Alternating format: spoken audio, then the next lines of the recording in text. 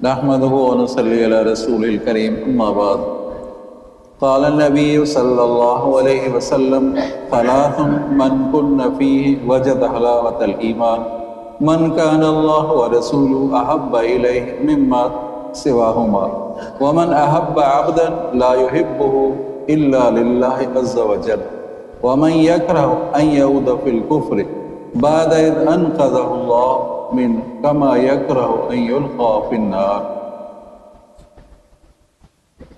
بخاری شریف کی حدیث ہے یہ، درود شریف بلند آواز۔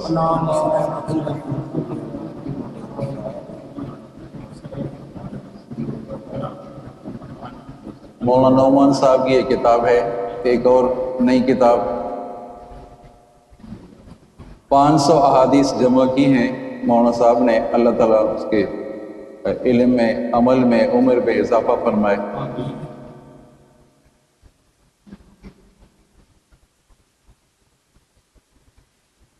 تین چیزوں کی اہمیت کے بارے میں بیان ہو رہا ہے۔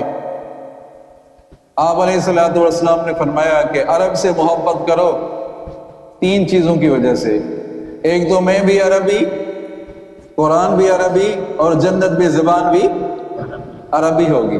کہہ دو نا سبحان اللہ۔ آپ علیہ الصلوۃ والسلام نے فرمایا کہ تین چیزوں پر عمل کریں، ایک تو نماز پڑھیں، آخری نماز سمجھ کر پڑھیں، یہ نماز میری آخری ہے۔ دوسرا کہ باتیں کم کریں، مختصر بات ہو۔ تیسری بات کہ لوگوں میں طمع نہ کریں۔ آپ علیہ الصلوۃ والسلام نے فرمایا تین لوگوں کا پہلے حساب ہوگا، اور وہ کون سے لوگ ہوں گے؟ وہ کون لوگ ہوں گے؟ ایک عالم ہوگا، ایک شہید ہوگا، ایک سخی ہوگا۔ یہ وہ لوگ ہوں گے جنہوں نے عمل بڑا کیا لیکن اخلاص نہیں تھا۔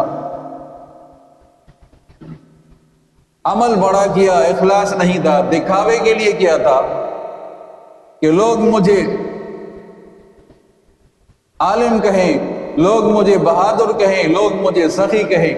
اللہ تعالیٰ تو علیم بذات الصدور ہے، سینوں کے راز بھی جانتے ہیں۔ تو چونکہ یہ عمل کیا تھا، دکھاوے کے لیے کیا تھا، اللہ تبارک و تعالیٰ ان تینوں کو اوندھے منہ کر کے جہنم میں ڈالیں گے۔ استغفر اللہ ربی صلی اللہ علیہ وسلم۔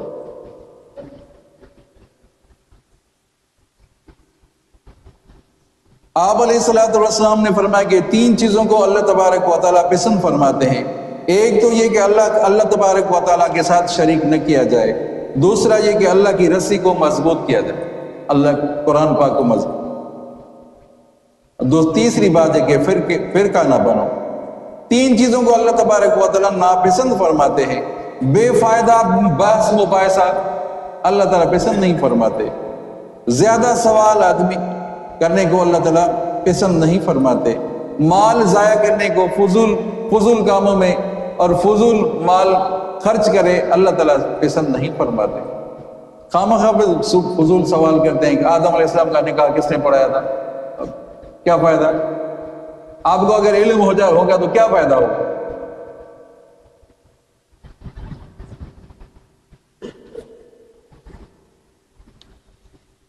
آپ علیہ الصلوۃ والسلام نے فرمایا کہ تین خصلتیں جس میں ہوگی وہ ایمان کی حلاوت پائے گا۔ تین خصلتیں ایسی جس میں پائی جائیں اس نے ایمان کی حلاوت کو پا لیا۔ اول یہ کہ اللہ تبارک و تعالیٰ، اس کا رسول اس کے نزدیک سب سے زیادہ محبوب بن جائے۔ دوسرے یہ کہ کسی انسان سے محض اللہ کی رضا کے لیے آدمی محبت کرے۔ تیسری بات، جب اسے اللہ نے کفر کے اندھیرے سے نکال کر ایمان اور اسلام کی روشنی سے نوازا تو اب وہ اسلام سے پھر جانے کو اتنا ہی برا جانے جتنا آگ میں ڈالے جانے کو۔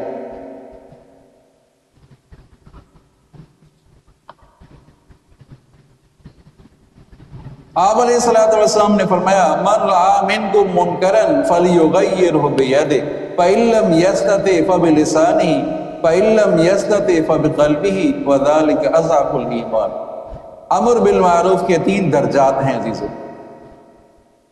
جو شخص تم میں سے کسی برائی کو ہوتے دیکھے تو اسے اپنے ہاتھ سے روک دے، اگر طاقت ہے تو ہاتھ سے روکے برائی کو، اگر یہ طاقت نہیں ہے، اگر ہاتھ سے روکنے کی طاقت نہیں ہے تو زبان سے اس برائی کو واضح کرے، اگر اس کی بھی طاقت نہیں تو دل سے اسے برا جانے۔ یہ ایمان کا کمزور ترین درجہ ہے۔